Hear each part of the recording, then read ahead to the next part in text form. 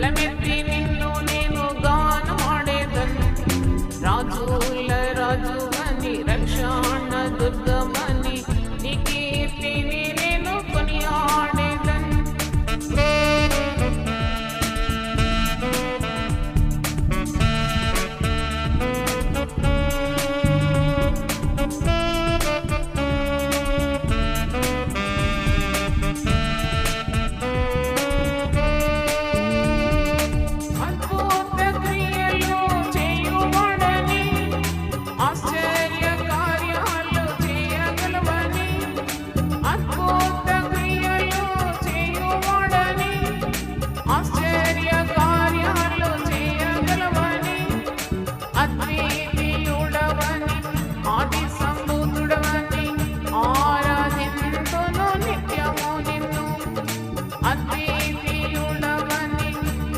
సంబుద్ధుడవని ఆరాధింతును నిత్యము నిన్ను.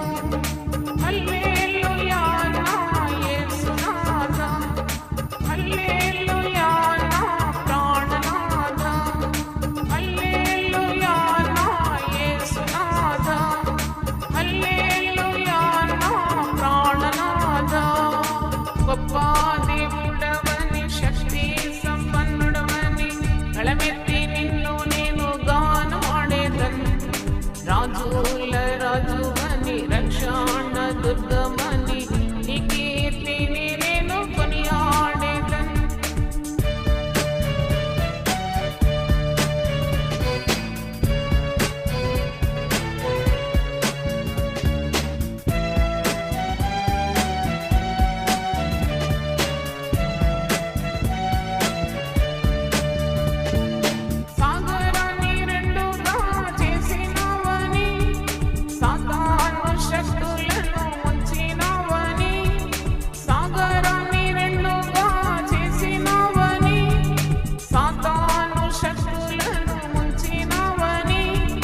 సర్వోన్నతుడవని సర్వసంపన్నుడవని సాక్షి గీతము పాడేదను. సర్వోన్నతుడవని సర్వసంపన్నుడవని సాక్షి గీతం నీ పాడేదను. హల్లెలూయా నా యేసునాథా, హల్లెలూయా నా ప్రాణనాథా, హల్లెలూయా నా యేసునాథా, హల్లెలూయా నా ప్రాణనాథా.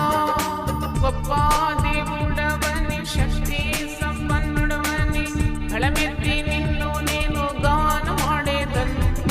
రాజుల రాజువని రక్షణ దుర్గమని నీ కీర్తిని నేను కొనియాడేదను.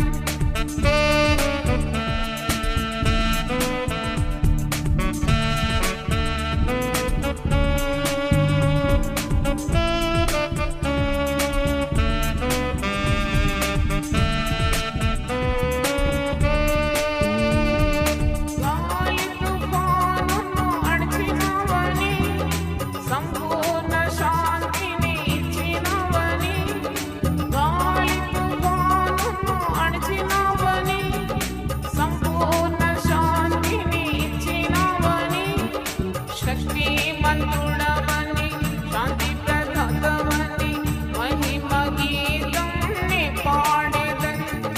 శక్తిమంతుడవని శాంతి ప్రదాతవని మహిమ గీతం నీ పాడేదను. హల్లెలూయా నా యేసునాథా, హల్లెలూయా నా ప్రాణనాథా, హల్లెలూయా నా యేసునాథా, హల్లెలూయా నా ప్రాణనాథా. గొప్ప దేవుడవని శక్తి సంపన్నుడవని గళమెత్తి నిన్ను నేను గానమాడేదను. రాజుల రాజువని రక్షణ దుర్గమని నీ కీర్తిని నేను కొనియాడేదను. హల్లెలూయా నా యేసునాథా, హల్లెలూయా నా ప్రాణనాథా, హల్లెలూయా నా యేసునాథా, హల్లెలూయా నా ప్రాణనాథా. స్తోత్రం. ఈరోజు మరి ప్రసంగాంశం మాదిరికరమైన పాస్టరు భార్య. అన్ ఎగ్జాంపులరీ పాస్టర్స్ వైఫ్. పాస్టర్ భార్యగా ఉండడం అది ఒక పిలుపు. పాస్టర్ భార్యగా ఉండడం ఎవరి పిలుపు? దేవుని పిలుపు. అంటే దేవుడు నిన్ను ఈ లోకానికి ఒక కారణంతో పంపించాడని అర్థం. అంటే నువ్వు ఒక కారణ జన్మురాలని అర్థం. You are called with a purpose. మరి ఈ పిలుపు తగినట్లు మన ప్రవర్తన ఉండాలి. మన ప్రవర్తన ద్వారా ఇతరులు ప్రభావితులు కావాలి, దేవుడు మయంపరచబడాలి, అనేకులు నీతి మార్గంలోకి రావాలి. నీవు వాక్యం బోధించినప్పుడు, వారితో మెలిగినప్పుడు నీ యొక్క స్వభావం బట్టి, గుణమును బట్టి, క్రియలను బట్టి వారు ఆకర్షితులై ప్రభువుని అంగీకరించాలి. ఒకవేళ నువ్వు పాస్టర్ భార్య అయినా, పాస్టర్ భార్య అంటే she is the first lady of the church అని నేను చెప్పినాను. ఒక దేశానికి ఫస్ట్ లేడీ ఎవరంటే ఆ ప్రెసిడెంట్ భార్య. ఓ సంఘానికి ఫస్ట్ లేడీ ఎవరంటే పాస్టర్ భార్య. మీ విలువ మీకు తెలిసి ఉండాలా. You the first lady of the church. Very very important. Pastor అయిన తర్వాత గౌరవించి, ప్రేమించి, మర్యాద చేసే వ్యక్తి ఎవరు ఆ సంఘంలో అంటే ఆ పాస్టర్ యొక్క భార్య. పాస్టరు పాస్టర్మ కలిస్తేనే కదా ఏక శరీరం అయ్యేది. They are one unit. కాబట్టి ఆ స్థాయి నీవు తెలుసుకోవాలి. You should know your own position కదా. నిన్ను నీవు గుర్తించుకోవాలన్నా, నీకు నీ స్థాయి తెలవాలన్నా, లేక ఇతరులు నీ స్థాయిని గుర్తించాలన్నా నీకు దేవుని వాక్యం యొక్క వివేచన ఉండాలి. అయితే గొప్ప సేవలు జరుగుతూనే ఉన్నాయి. ఇప్పుడు కొందరు పాస్టర్లు పాస్టర్మలను ప్రోత్సహించరు. వాక్యం చెప్పొద్దు, స్త్రీలు మౌనంగా ఉండాలంటారు. ఆమె నోరు తెరిచి ఇల్లంతా మరి పీకి పందిరేసేదాకా లొల్లి పెడితే తప్పు లేదు, కానీ నోరు తెరిచి వాక్యం చెప్తే తప్పు అంటారు, నోటి మీద వేలేసుకోమంటారు. అలాగూ అణగొట్టబడిన పాస్టర్ల వల్ల చాలామంది ఉన్నారు, అణిచేస్తున్నారు. కానీ అది చాలా బుద్ధి తక్కువ అని దేవుని దాసురాలుగా ఇన్ని సంవత్సరాల అనుభవంతో నేను చెప్తున్నాను, వాక్యానుభవంతో చెప్తున్నాను, నేర్చుకున్న విధానంలో చెప్తున్నాను, చూచి కూడా నేను చాలా గమనించినాను. ఇప్పుడు ఒక వ్యక్తి నడవాలంటే ఎన్ని కాళ్ళు కావాలి? 2 కాళ్ళు కావాలి. ఒక కాలు పనిచేస్తలేదంటే ఆ వ్యక్తి తప్పకుండా ఒక్క కాళ్ళతోటి నడవాల్సి వస్తుంది. చిన్నప్పుడు మేము ఏదో బిల్ల ఆడేది, నేను కూడా ఆడినది, తొక్కుడు బిల్ల ఫాస్ట్గా ఆడేది నేను ఒంటికాలతోటి. గుర్తొచ్చింది నాకు, అయ్యో పాస్టర్మకు తగిన స్థాయి ఇవ్వకుంటే ఈ తొక్కుడు బిల్లలానే ఉంటుంది జీవితం అంతా.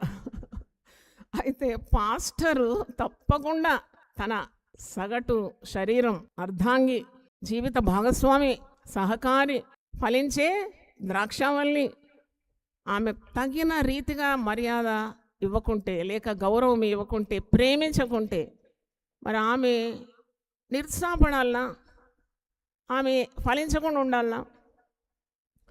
కానీ పరిశుద్ధ గ్రంథం యొక్క జ్ఞానం ఉంటే ఆమె తప్పకుండా వీటన్నిటినీ విజయోత్సవంగా గెలిచి తిరిగి ఆమె ప్రభువుకు మహిమార్థంగా జీవించగలదు, భర్తను ప్రేమించగలదు, భర్తకు వెన్నెముకగా సపోర్ట్ ఇవ్వగలదు, పిల్లలను చక్కగా పెంచగలదు, సంఘానికి కూడా చాలా గొప్ప స్థాయిలో ఉపయోగకరంగా ఉండగలదు, మాదిరికరంగా ఉండగలదు.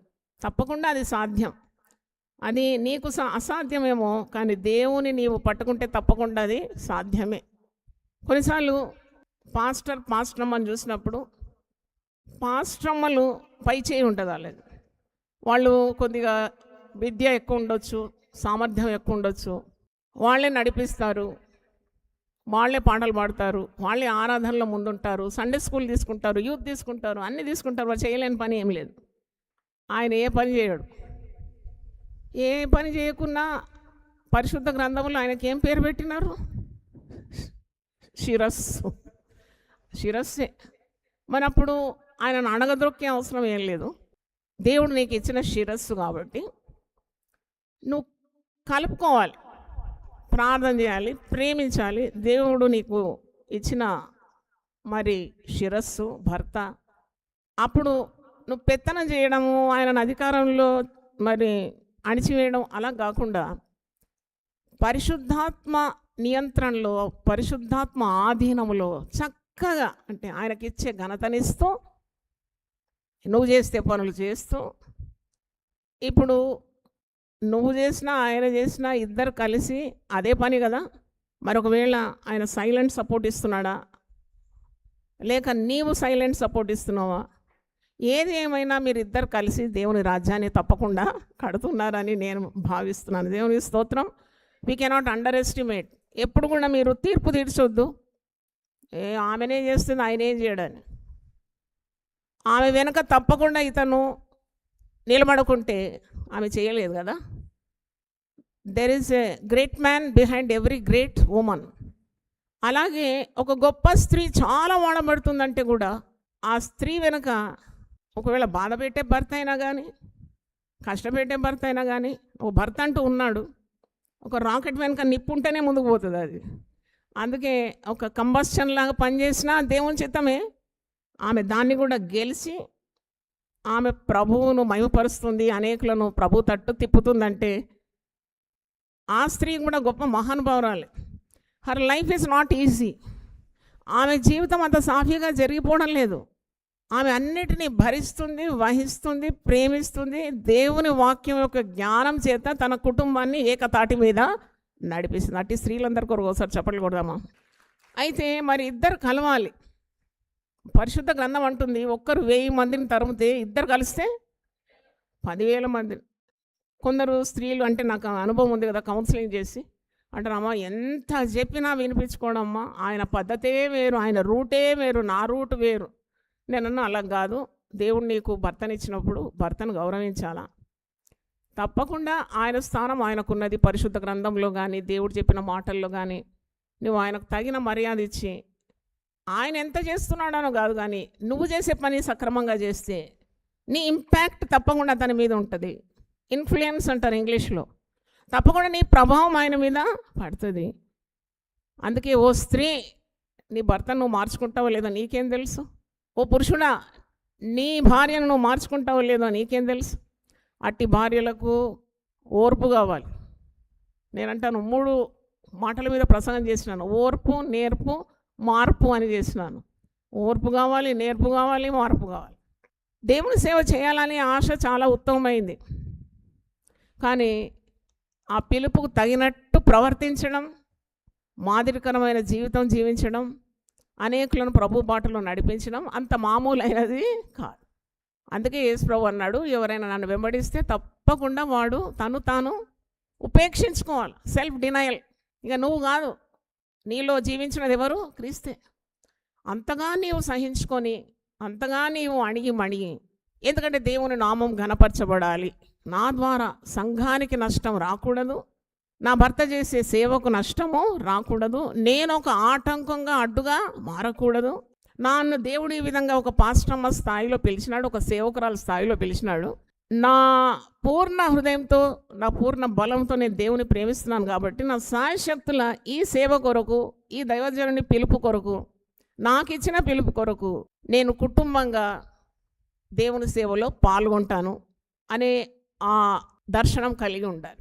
ఎందుకంటే దేవుడు ఈ స్థాయికి నిన్ను పిలుచుకున్నాడు. దీనికి ఒక మాట పరిశుద్ధ గ్రంథంలో ఉంది, చూడండి. కొరింథీ పత్రిక 1 కొరింథీ 7వ అధ్యాయము 24వ వచనం. 1 కొరింథీ 7:24 చదువుతున్నాం. సహోదరులారా, ప్రతి మనుష్యుడు ఏ స్థితిలో పిలువబడునో ఆ స్థితిలోనే దేవునితో సహవాసము కలిగి ఉండదు. దేవుడు ప్రతి ఒక్కరిని ఒక్కొక్కరి స్థాయిలో పిలుచుకున్నాడు. ఆ స్థాయిలోనే ఉండే నీవు దేవునికి మహిమ తీసుకొని రావాలి. ఆ పిలిచిన పిలుపుకు తగినట్టు నీవు ప్రవర్తించాలి. కాదు నేను అలాగుంటే బాగుండేదాన్ని, నా భర్త భక్తుడై గొప్ప దైవజనుడైతే బాగుండేది, అలాంటి గొంతమ్మ కోరికలు కోరుకోకుండా నువ్వు ప్రార్థన చేయాలి. దేవుడు నువ్వు ఆ స్థాయికి పిలుచుకున్నాడు అంతే. దాంట్లో ఎన్ని ఆశీర్వాదాలు దాగిందో నీకు తెలియదు, ఎన్ని పాఠాలు నువ్వు నేర్చుకుంటావో నీకు తెలియదు. ఆయన ఇచ్చే శిక్షణలో నీవు తగ్గించుకొని ఆయన బలిష్టమైన రెక్కల క్రింద దీన మనస్కురాలై ఉంటే తగిన కాలమందు ఆయన నిన్నేం చేస్తాడు? హెచ్చిస్తాడు. ఆయన మాట తప్పని దేవుడు. ఆయనను ఘనపరుస్తూ నువ్వు వెళుతున్నావు కాబట్టి నన్ను ఘనపరచు వారిని నేను ఘనపరుస్తానన్నాడు. దేవునికి స్తోత్రం. దేవుడు ఎప్పుడు అన్యాయం చేయడు, దండి కొట్టడు. ఆయన సరి అయిన గుండు ఆయనది. నీతి న్యాయం గల దేవుడు. నీ ప్రయాసము, నీ కన్నీరు, నీ కష్టము, నీ విశ్వాసము, నీ పరిచర్య నీ సహనం, ఇవన్నీ దేవుడు చూస్తున్నాడు. హాగర్ అందుకే దేవునికి ఏం పేరు పెట్టింది? చూచుచున్న దేవుడవు నీవే. అన్నీ చూస్తున్నాడు దేవుడు. కాబట్టి నువ్వు నిరుత్సాహపడద్దు. అంటే జరిగిన కార్యం చెప్తున్నాను. ఒక మాస్టర్ వచ్చింది నా దగ్గర.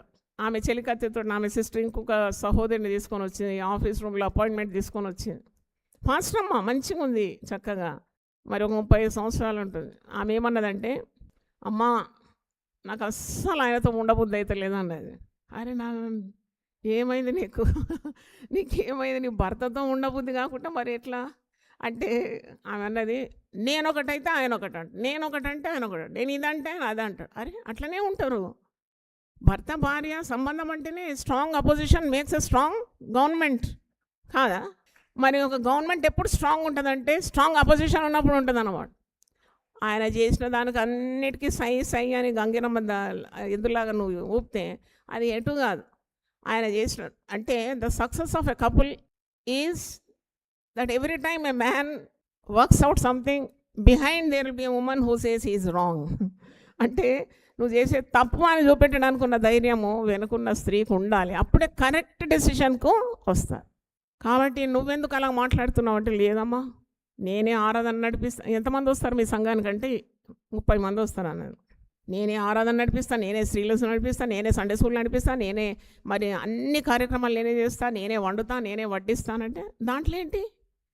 అయితే నీ భర్తకు తగిన స్నానం నువ్వు ఇవ్వవా? నేను అడిగినాను. అయితే నేను అన్నాను, మరి నేను ఇప్పుడు ఒక వైట్ పేపర్ తీసుకుంటా, పెన్ను కూడా తీసుకుంటా, నీ భర్తలో ఉన్న మంచి గుణాలని చెప్పు, నేను టకటకటగా రాసుకుంటా. కాని గుణాలు చెప్పు, అది కూడా రాసుకుంటా. అంటే మంచి గుణాలు చెప్పుకుంటూ పోయింది. ఆమెకు అప్పుడు ఆత్మ వచ్చేసినట్టున్నది. టకటకటకటక 30 గుణాలు చెప్పేసింది, మంచి గుణాలు. నీకు ఇష్టం లేని గుణాలు చెప్పండి, 4 చెప్పింది. నేనన్నా ఎంత అన్యాయము! నువ్వు ఈ 4 గుణాల కొరకు నేను ఆయనకు దూరం ఉంటా, నేను ఆయన రానియను, నేను వేరుగుంటా అన్నావు. ఎంత తెలివి తక్కువతనం! మరి ఇప్పుడు ఈ 30 మంచి గుణాలకు ఏం చేస్తావంటే, బుద్ధి వచ్చిందమ్మా సార్, నేను వెళ్ళిపోతా, నాకు వచ్చింది బుద్ధి, నా టైం కూడా సేవ్ అయిందిరా నాయన, ఇంకా ఎందుకు you saved my time, okay అని చెప్పి మంచిగా నూనె పెట్టి ప్రార్థన చేసి పంపించినాను. అంటే నేనన్నా అసలు నీ ప్రాబ్లం ఎక్కడ? 4 గుణాలే మంచి గుణాలు కాదన్నావు కదా, 30 మంచి గుణాలు ఉందన్నావు కదా, అసలు నీకు ఇష్టం లేని గుణం ఏంటి? ఈ 4 గుణాలు అంటే ఊరికే నన్ను అనుమాన పడతాడమ్మా అన్నది. ఎందుకంటే అనుమానం అనేది ఒక పెద్ద పెనుభూతం అంటారు. అనుమానం మీరు చిన్న వయసులో ఉన్నప్పుడే భర్తలు మిమ్మల్ని అనుమానిస్తారు అనుకోకండి, నీ ప్రాణం పోయేదాకా నేను అనుమానిస్తారు. అయ్యో నా భర్త ముట్టిగా నమ్ముతున్నాడు. బైబిల్లో అయితే ఉన్నది, ఆమె భర్త ఆమె యందు నమ్మిక ఉంచు. అది నీవు ఆ వాక్యం నెరవేరేంత వరకు నీకు ఉన్నది, నువ్వు శ్రమపడాల్సిందే. అంటే ఎందుకంటే భార్య భర్తల బంధం అనేది ఒక పవిత్రమైన బంధం. వివాహం అనేది దేవుడు పెట్టిన వ్యవస్థ, అది దేవుని ఆలోచన. వివాహం అంటేనే దేవుని ఆలోచన అది. మరి భార్యాభర్తలు కలిసి ఉన్నప్పుడు ఈమె 24 గంటలు సేవ సేవ సేవ అంటది. మరి ఆయన అంటాడు, నువ్వు అసలు ఎక్కడ పోతున్నావు కూడా నాకు తెలియదు అంటాడు. మరి పురుషులతో మాట్లాడినప్పుడు కొద్దిగా రోషం వస్తుంది. ఇప్పుడు ఇంతకుముందే క్వశ్చన్ అడిగినాను, అది భర్తకు పుట్టు రోషము మహారౌద్రం కలేదు. అదేమన్నా మరి నేను దేవుని బిడ్డమైనందుకు మాత్రము, ఒక పెద్ద సేవకురాలైనందుకు మాత్రాన నీకు ఇది తప్పుతుందని అనుకోకూడదు. సాతానుడు పెద్ద పెద్ద సేవకుల మీదనే వేటు వేస్తాడు. ఏర్పరచబడిన వాడిని సైతం ఏం చేస్తాడంట, పడగొట్టడానికి వాడు గర్జించు సింహం వల్లే వెతుకుతూ తిరుగుతూ ఉంటాడు. కాబట్టి అలాంటి పరిస్థితి మీకు ఏర్పడినప్పుడు ఏదో వింత సంభవించినట్లు అనుకోకుండా, ఇది మామూలే, భార్యాభర్తల మధ్య ఇలాగ ఉంటుంది. కానీ ఆయనకి ఇష్టం కాని పని నువ్వు చేయకూడదని నేనైతే చెప్తున్నాను నా అనుభవంలో. నేనన్నా నువ్వు ఆయనకి ఇష్టం లేని పని ఏం చేస్తున్నావు? ఇది ప్రాక్టికల్ సెషన్, మంచిగా వినండి, వాక్యం కూడా చెప్తాను. ఎందుకు ఆయనకు నీ మీద అనుమానం వస్తుంది? మీరు సేవకులు కదా, నలుగురికి మంచి మాటలు చెప్పేవారు, నీతి చెప్పేవారు, మీ ఇంట్లో ఏంటమ్మా ఈ గందరగోళం అంటే? లేదమ్మా, ఎప్పుడైనా నేను మరి నాకు చాలా పనులు ఉంటాయి, నేను చాలా ఎక్కువ పనులు చేస్తున్నాను కదా ఆయనకంటే. నాకు ఫోన్లు వస్తూ ఉంటాయి, నేను ఫోన్లు ఆన్సర్ చేస్తూ ఉంటాను, దాంట్లో పురుషులు మాట్లాడుతుంటారు, వాళ్ళు బాగాలేదంటే నేను ప్రార్థన చేస్తాను. అయితే నేను ఆమెకు చెప్పినాను, నేను ఇన్ని సంవత్సరాలు సేవ చేశాను, 34 సంవత్సరాలు, ప్రతిరోజు కూడా నేను సమాధానాన్ని వెతుకుతాను. దేవుడు మనము సమాధానంగా ఉండడానికే పిలిచినాడంట. ఆ మాట మీకు చూపెడతాను. 1 కొరింథీ 7వ అధ్యాయంలో ఉంది. అసలు మన పిలుపు ఏంటంటే పాస్టరమ్మ పిలుపు, పాస్టర్ పిలుపు అది మళ్ళీ సెకండరీ. కానీ మొట్టమొదట దేవుడు నిన్ను నన్ను రక్షణతో అలంకరించి పిలుచుకున్నాడు. దేనికి అంటే ఇక్కడ జవాబు ఉన్నది. ముఖ్యంగా కుటుంబస్తులను ఏ విధంగా ఉండాలని ఆయన కోరుతున్నాడు. 1 కొరింథీ 7:15 చివరి వరుస, సమాధానముగా ఉండుటకు దేవుడు మనలను పిలిచి ఉన్నాడు. అంటే ఇక్కడ భార్యాభర్తల గురించి చెప్పిన ఆ కాంటెక్స్ట్లో అంటున్నాడు ఆయన. అవిశ్వాసి అయిన భార్య విశ్వాసి అయిన భర్త చేత పరిశుద్ధపరచబడుతుంది. విశ్వాసి అయిన భార్య అవిశ్వాసి అయిన భర్తను కూడా ఆమె విశ్వాసం చేత పరిశుద్ధపరచుకుంటుంది అని చెప్పుకుంటూ అంటున్నాడు అన్నమాట. సమాధానంగా ఉండుటకు దేవుడు మనల్ని పిలిచి ఉన్నాడు. ఇది మర్చిపోద్ది ఈ వాక్యం. మీరు పాస్టర్ మళ్ళీ సంఘం మిమ్మల్ని గౌరవిస్తుంది, సమాజం మిమ్మల్ని గౌరవిస్తుంది. ఒక పాస్టర్ భార్య అంటే చాలా ఉత్తమమైన పదవి అది. పాస్టర్ కోట్ బూట్ వేసుకొని టై కట్టుకొని టకటక వెళ్ళిపోతాడు వాక్యం అందిస్తాను. మిగిలిన చాకిరంతా ఎవరు చేయాలా? పాస్టర్మ్మ చేయాలా? మరి ఇప్పుడు ఈ దినాల్లో పాస్టర్మ్మలు మారిపోయినారేమో నాకు తెలియదు. మా తల్లి ఒక పాస్టర్మ్మకు పుట్టినాను కాబట్టి పాస్టర్ కుటుంబంలో అదే నేను చూసినాను. పాస్టర్ గారు అయ్యగారు మా తండ్రి గారు వెళ్ళిపోతే మిగిలిన పని అంతా మరి దివారాత్రులు మా అమ్మ కష్టపడినందుకే మేమందరం ఇలాగూ ఈ స్థాయికి వచ్చాము. పాటలు కానీ, ప్రార్థన కానీ, ఆరాధన కానీ, ఇంటి పని కానీ, బయట పని కానీ, సంఘ పనులు కానీ అన్నీ సామర్థ్యం కలిగి చేసింది. అది నేను కనులారా చూసినాను కాబట్టి నాకు ఒక పాస్టర్ భార్య, నేను పాస్టర్ భార్య గాను. ఇప్పుడే చెప్తున్నాను, నేను పాస్టర్ను. మీకు ఆశ్చర్యమా? నాకు మంద ఇచ్చినాడు కదా దేవుడు. నేను కాపరిని, సంఘ కాపరి ఉన్నాను. అయినా మా ఆయనని నేను మంచిగా గౌరవిస్తాను. ఎప్పుడు ఆయనకి ఇచ్చిన స్థాయి ఎప్పుడు ఆయనకి ఇస్తాను. మరి అందరూ ఆయనను పాస్టర్ అంటారు. అయినా నాకు సంతోషమే. మరి ఏదైనా పేరు ఏదైనా కానీ మనం పనిలో ముందు ఉండాలి కదా. దేవుని స్తోత్రం, హల్లెలూయా. అంటే మరి ఇంత చాకిరి చేస్తుంది, శ్రమ పడుతుంది, కష్టపడుతుంది. సమాధానంగా ఉండడానికి కూడా నీవు ప్రయత్నించాలి. ఇది నీకు ఎక్స్ట్రా పని అన్నమాట. సమాధానంగా ఉండడానికి మనము పిలువబడినాం. పని ఎక్కువ చేసినప్పుడు చిరాకు ఎక్కువ అవుతుంది. ముఖ్యంగా ప్రార్థన లేనప్పుడు చిరాకు ఎక్కువ ఉంటుంది. కాబట్టి నువ్వు ప్రార్థన చేయాలి. నీకు సమయం దొరుకుతుంది, ఖాళీ టైం తీసుకొని కొద్దిసేపు భర్త కొరకు, ఆరోగ్యం కొరకు, ఆయుస్సు కొరకు, ఆయన సేవా దర్శనం కొరకు, ఆయనకు దేవుడిచ్చిన భారం కొరకు, సంఘం కొరకు, సంఘ విశ్వాసుల కొరకు, ఆర్థిక పరిస్థితుల కొరకు, సేవా అవసరతల కొరకు ప్రార్థన చేసి విజ్ఞాపన చేసి, అనేకమైన ప్రేయర్ రిక్వెస్ట్లు వస్తాయి, వాటి కొరకు విజ్ఞాపన చేసి, నీకు ఇచ్చిన కుటుంబం, నీకు ఇచ్చిన పిల్లలు, నీకు ఇచ్చిన అవసరతలు ఇవన్నీ ఉంటాయి పాస్టర్మ్మకు. అన్నిటి కొరకు ప్రార్థన చేయడం ఉత్తమం. గొడవ పడకూడదు. అందుకే ఒక పాస్టర్ అమ్మ జీవితంలో చాలా ముఖ్యము ప్రార్థనా జీవితం. ఇంకొక కేసు వచ్చింది. అదేంటంటే ఇద్దరు ఒక 35-40 ఏళ్ళు ఉంటారు, 2 పిల్లలు ఉన్నారు. ఆ పాస్టర్మ్మ నా దగ్గరకు వచ్చి అందరు లైన్లో నిలబడ్డారు ప్రార్థన. కానీ ఏమొచ్చి గయ గయ గయ గయ గయ గయ వస్తుంది. నేను అనుకున్నా ఈ పాస్టర్ని కొట్టి పడేస్తుంది అనుకున్నా. ఎందుకంటే లేస్తుందా ఎట్లా, అయ్యో ఈమె నా ముందే కొట్టేస్తుందా ఏంటి పాస్టర్ను. నేను ఆగాగు, నీకెందుకు ఇంత ఆవేశం, పాస్టర్ కదా అయినా నువ్వు గౌరవిస్తలేవేంటి అంటే ఆమె అన్నది, గౌరవమా అమ్మ, వీడు చేసే పని వీడు చేసే పనులకు ఇంకా గౌరవం ఇవ్వాలన్నా. ఆయన కుమిలిపోతున్నాడు అనమాట. ఆయన టెన్షన్లు ఉన్నాడు, డిప్రెషన్ అయిపోతుంది. యవనస్తున్నాడు, 35 ఏళ్ళు పాపం. కనుబొమ్మలన్నీ ఇట్లా ముడతపడ్డది, ఇట్లా అవుతున్నాడు. నా ముందు చెప్తుంది కాబట్టి ఇంకా సిగ్గుపడుతున్నాడు. నేను ఎందుకు అట్లా అరుస్తున్నావు, నోరు మూసుకున్నా. అయితే అప్పుడు మళ్ళీ ఇంకా రచ్చరచ్చ చేసేస్తుంది. అంటే ఒకలాంటి ఒక ఈవిల్ స్పిరిట్ వచ్చేసినట్టు చేస్తుంది. ఎందుకంటే ఆమెకు రోషం అట్లా వచ్చింది. నాకు తెలిసి బైబిల్లో భర్తకు పుట్టు రోషం మహారౌద్రం కలదని, నేను చూసింది భార్యకు పుట్టే రోషం. ఓయమ్మో ఎంత రోషం, కొడుతుందేమో అనుకున్నా. వద్దాం ఆగు, నేను ప్రార్థన చేస్తా, ఆగు. ఏమైంది, నీ సమస్య ఏంటి? అమ్మా నేను ఉండంగా ఇంత అందగత్తే, నేను అంత రంగులు పూసుకొని వచ్చింది, ఇంత అందగత్తే నేను, నన్ను వదిలేసి పక్కన నన్ను బండి మీద తీసుకుపోవడం, ఒకరు నాకు ఫోటో పంపినారమ్మా. అట్లెట్ట పోయినమ్మా, నేను పాస్టర్ అమ్మ, నేను ఇక్కడ ఉండగా ఒక సంఘం ఉన్నది, నేను భార్యను, నేను పిల్లలకు తల్లిని, నేను సంఘంలో ఉన్న యాక్టివ్ మెంబర్ను, నేను పాస్టర్ అమ్మను, అట్టెట్ట తీసుకుపోయింది. మీరే న్యాయం చెప్పండి అని. నేనేం న్యాయం, నేనేం జడ్జా ఏంటి న్యాయం చెప్పడానికి? నేను ప్రార్థన చేస్తాను. మరి ఏం అవసరం వచ్చిందో అలాగూ జరిగింది. అంటే నేను చెప్తున్నాను చండి, చాలామంది పాస్టర్లు కూడా వినాలి ఈ వాక్యం. జ్ఞానము లేక నా జనులు ఏమవుతున్నారు, నశించిపోతున్నారు. The lack discerning power, the lack wisdom, చూడండి, నీ భార్య ఉన్నప్పుడు నీవు ఒక ఇల్లు దర్శించడానికి ఒంటరిగా కూడా పోకూడదు. యేసుప్రభు సేవకు పంపినప్పుడు ఎట్లా పంపినాడు? దరిద్రాన్ని పంపినాడు.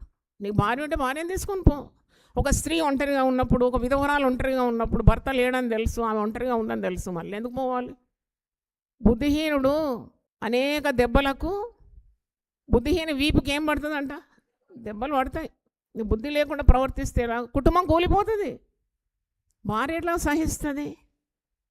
ఆమెకు భర్త అంటే సర్వస్వం కదా, శిరస్సు కదా. వేరే స్త్రీని తీసుకొని పోతున్నాడు, మందుకో మాకో అది అనవసరం. బైక్ మీద అయితే తీసుకుపోయినాడు, ఎవరో చూసి ఈమెకు రిపోర్ట్ చేసినారు, వీడియో పంపితే ఎలాగుంటుందో ఆ కుటుంబము? ఆ కాపురం నిలుస్తుందా? ఆ సేవ నిలుస్తుంది అంటారా మీరు? వెంటనే చిచ్చు, చిన్న అగ్ని చిక్కటి అడవిని కూడా ఏం చేస్తుంది? తగలబెట్టేస్తుంది. అందుకే ఎంత జ్ఞానం కలిగి ఆ పాస్టర్ ఉండాలా, ఎంత జ్ఞానం కలిగి ఆ పాస్టర్ ఉండాలి, అది మీరు గమనించాలి. అనుమానం నేను పోతాను, నా తల్లిగారింటికి వెళ్ళిపోతున్నాను, నేను పిల్లలు ఎక్కడన్నా, నేను పిల్లల్ని ఏం చేస్తావు తల్లి అంటే, పిల్లలు ఏమన్నా కానీ నేను వెళ్ళిపోతున్నాను, అట్లా చేయగానే సమాధానపరిచి ఆ పిల్లలు ఇట్లా చూస్తున్నారు. నాకు అదైతే చాలా గుండె బాధ అనిపిస్తుంది. సరే, తెలివి తక్కువతో కలహించి దేవుడిచ్చే ఆశీర్వాదాలు లెక్క పెట్టకుండా, కృతజ్ఞత లేకుండా, వాక్యానుసారంగా జీవించకుంటే ఆ జీవితం ఒక జీవితం కాదు, ఒక నరకం అది. అంటే నేను ఎందుకు ఇవి చెప్తున్నానంటే, నీకు ఒక పాస్టర్ అమ్మ బిరుదున్నా, పాస్టర్ అనే బిరుదున్నా, మనుషుల ముందు యోగ్యమైన ప్రవర్తన లేకుంటే నీ వలన ఏ ప్రయోజనము లేదు. నేను లెక్కబెట్టదు, సంఘము లెక్కబెట్టదు, విశ్వాసం లెక్కబెట్టదు. అందుకే మనిషికి చావు ఉందంట, సాక్ష్యానికి చావు లేదు. There is no death for testimony. ఆమె ఎలా జీవించింది, ఎలా బ్రతికింది, ప్రభు కొరకు ఏం చేసింది, ఎలాగ ఆమె జీవితాన్ని అర్పించుకుంది, ఇవన్నీ చరిత్రలోకి వచ్చేస్తాయి. ఇది మనము తప్పకుండా గమనించాలి. ఒక 10 పాయింట్స్ నేను తొందరగా చెప్పి నేను ముగిస్తాను. ఒక successful pastor's wife, she should be an exemplary women, no doubt about that. మాదిరికరంగా ఉండాలి ఆమె ప్రవర్తన, ఆమె వేషము, ఆమె భాష, ఆమె క్రియలు, ఆమె మరి తలంపులైనా, ఆమె చేసే ప్రతి పని, ఆమె చూపే మాదిరి, it should be an example to the church. మనం తీర్పు తీర్చడం మన పని కాదు, కానీ మనం ఇలాంటివి చూసినప్పుడు నేర్చుకోవాలి, అలా ఉండకూడదని. పాస్టర్ అమ్మనే కానీ ఆమెను చూస్తే చేతిలో బైబిల్ ఉంది, కానీ ఆమె మీటింగ్కి పోతున్నట్టు అనిపించలే నాకు. ఆమె వేషము, ఆమె తీరు చూస్తే పంపకు పోతుందని నేను అనుకున్నా. ఎందుకంటే ఆమె మళ్ళీ బైబిల్ చూసిన, అయ్యో ఈమె పాస్టర్ అమ్మ కదా, ఈమె వేషం ఏంది ఇట్లుంది, సగం మట్టుకే ఉంది డ్రెస్సు, కాళ్ళంతా కనబడుతుంది, ఒళ్ళంతా కనబడుతుంది, జుమ్కీలు వేసుకుంది, రంగు రుద్దుకుంది, ఇదేంటి పాస్టర్ అమ్మ? మరి ఆమె పేరు పొందిన పాస్టర్ అమ్మనే, నేను కాదు తీర్పు తీర్చినాం. కానీ ఇది చూసి యవనస్తులందరూ ఏమవుతారు? అదే పట్టాల మీదకి వెళ్ళిపోతారు.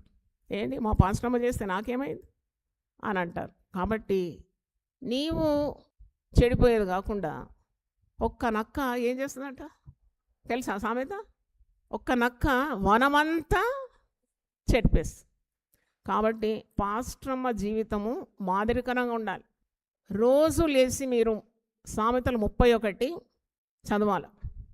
ఒక గుణవంతురాలు ఎలా ఉంటుంది, ఒక భార్య, ఒక పిల్లలకు తల్లి, ఆమె క్రియలు ఎలా ఉంటుంది, ఆమె స్వభావం ఎలా ఉండాలి, ఇవన్నీ కూడా దాంట్లో రాసి పెట్టాను.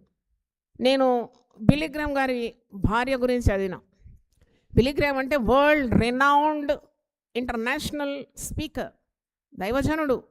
దేశ విదేశాల్లో అంటే ఆయన వెళ్ళని రాజ్యం అంటూ లేదు, దేశం అంటూ లేదు, ఆయన ప్రకటింపని జనం అంటూ లేదు. అంత విరివిగా దేవుడు ఆయనను వాడుకున్నాడు. ఆయన వెనుక ఉన్నది రూత్ గ్రహామ్ పాస్టర్. ఆమె ద్వారానే ఈ దైవజనుడు ఇంత గొప్ప సేవలో వాడబడ్డాడని చరిత్ర చెప్తున్నది.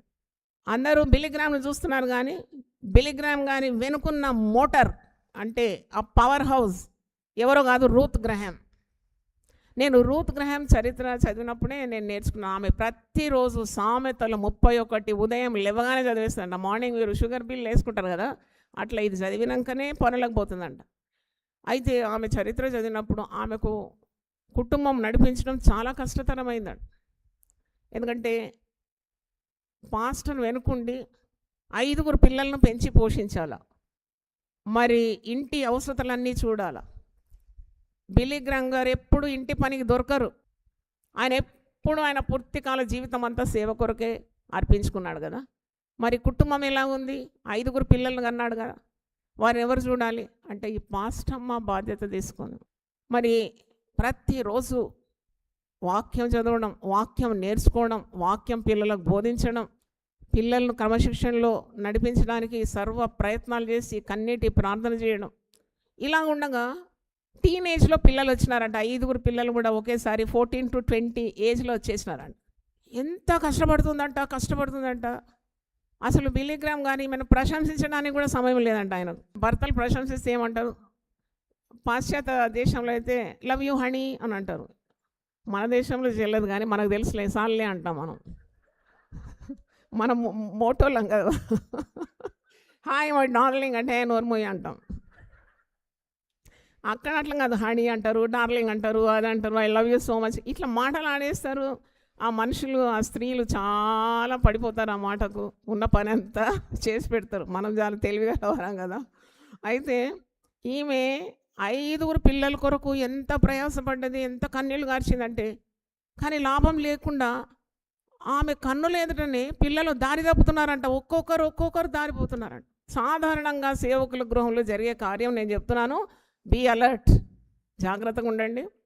మీరు సేవ అని ఊరంతా ఉద్ధరిస్తారు, ఆఖరికి కోల్పోయేది ఎవరిని? మీ పిల్లలు. అవునా కాదా? చాలా పెద్ద సేవ చేసినారండి వాళ్ళు. అంతమంది ఆత్మలను ప్రభు దగ్గర తెచ్చినారండి. పరలోక రాజ్యమే కట్టినారండి. ఇన్ని టెంపుల్స్ కట్టినారండి. ఆఖరి పిల్లలు చూస్తే దారి తప్పి ఉంటారు. దానివల్ల ఏ ప్రయోజనం లేదు.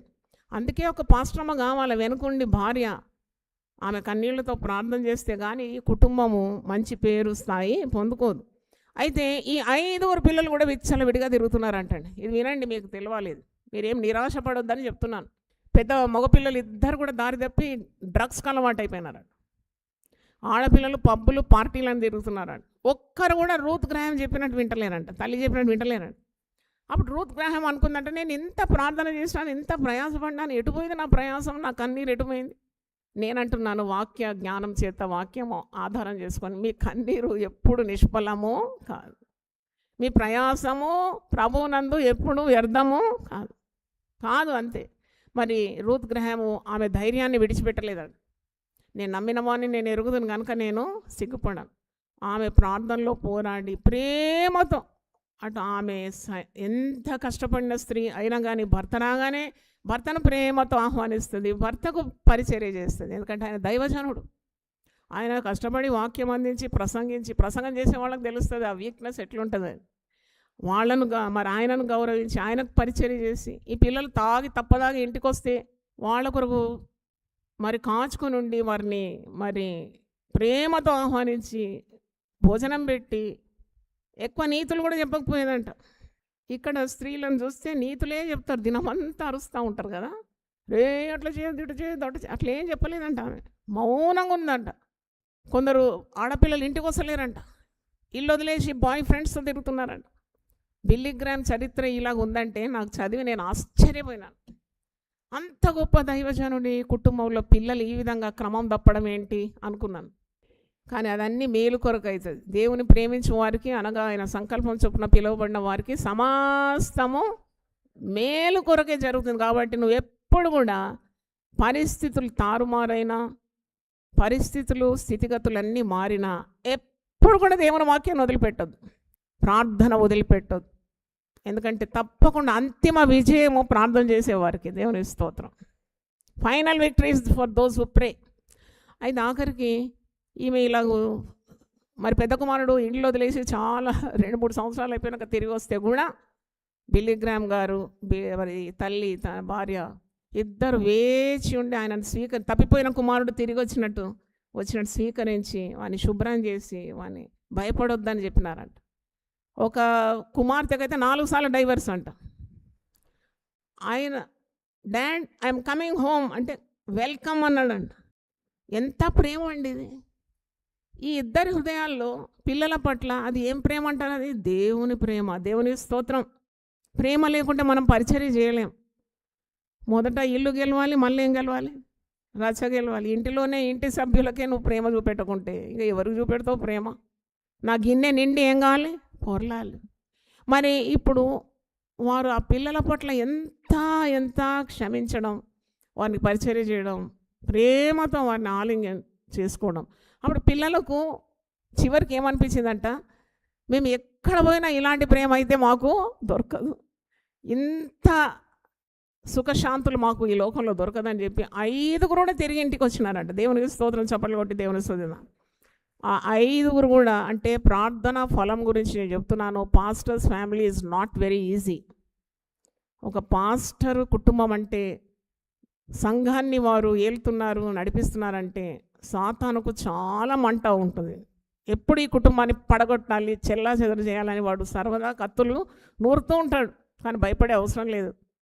వారి యథార్థ ప్రవర్తన, వారి ప్రార్థన ఫలంతో 5 కూడా రక్షణ పొందినారంట. చప్పట్లు గట్టి కొడుదాం దేవుని స్తోత్రం. 5 రక్షణ పొంది 5 కూడా ఒక్కొక్కరికి వివిధమైన తలాంతులు. ప్రతి ఒక్కరు వారి తలాంతులను వాడడం. ఒకరు రచయిత్రి, ఎన్నో పుస్తకాలు రాసింది యాన్ గ్రహాం. ఫ్రాంక్లిన్ గ్రహాం సర్వలోకానికి వెళ్ళి సర్వసృష్టికి సువార్త అందించినాడు. ఇంకొక ఆయన పెద్ద మ్యూజిషియన్. అట్లా 5 కూడా 5 తలాంతులతో ఇప్పుడు అందరు కుటుంబంతో దేవుని సేవ చేస్తున్నారు. మళ్ళొకసారి చప్పట్లు కొట్టి దేవుని స్తుతిద్దాం. అంటే ఇలాగూ మరి నిష్ఠ కలిగి ప్రార్థన చేయడం, ఎడతెగకుండా ప్రార్థన చేయమని దేవుని వాక్యం అంటుంది. వాక్యాన్ని పఠించడం, పరిశుద్ధమైన జీవితం జీవించడం, తర్వాత ప్రేమ, దేవుని ప్రేమతో నింపబడడం చాలా అవసరం. ఇది మొదటి పాయింట్ నేను చెప్తున్నాను. తర్వాత రెండవది చెప్పుకుంటూ వెళ్ళిపోతాను. రెండవది ఆతిథ్యం ఇవ్వడం. ఒక పాస్టమ్మకు ఉన్న బాధ్యత ఆతిథ్యం ఇవ్వడం. పాస్టమ్మ ఇంటిలో ఎంతమంది వస్తారని లెక్కకు మనం చేయలేము. వస్తూనే ఉంటారు, ప్రవాహంలో పోతూనే ఉంటారు, ప్రార్థనలకు వస్తారు, కౌన్సిలింగ్కి వస్తారు. అప్పుడు చాలా స్ట్రెయిన్ తీసుకునేది ఎవరు? పాస్టమ్మనే. ఆమె వచ్చిన వాళ్ళందరికీ ఆతిథ్యం ఇవ్వాలా, వండి పెట్టాలా, చేయాలంటే చాలా సహనం కావాలి. ఓర్పు అనేది ఆత్మఫలం.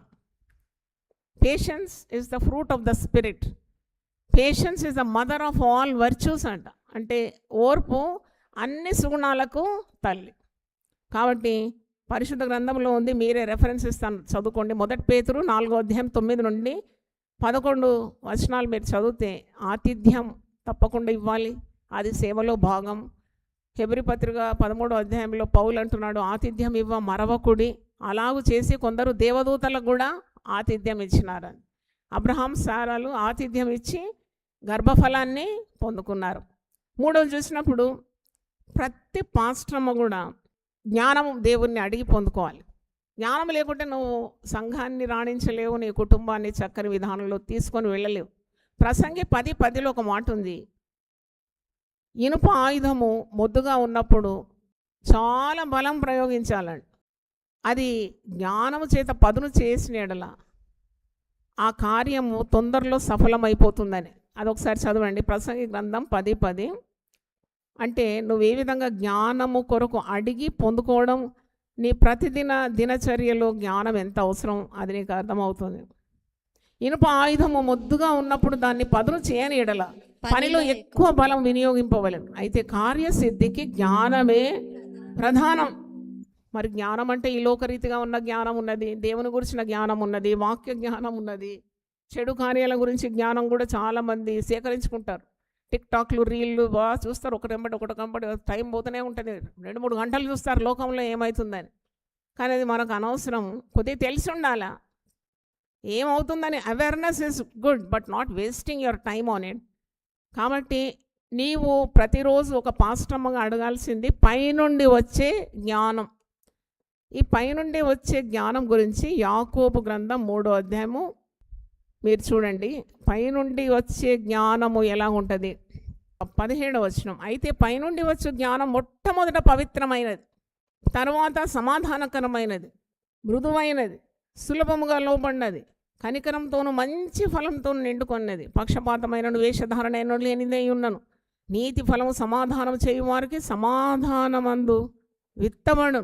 అంటే సమాధానం చేత కార్యాలు చేస్తారు దేవుని బిడ్డలు. పైనుండి వచ్చే జ్ఞానము వాడతారు.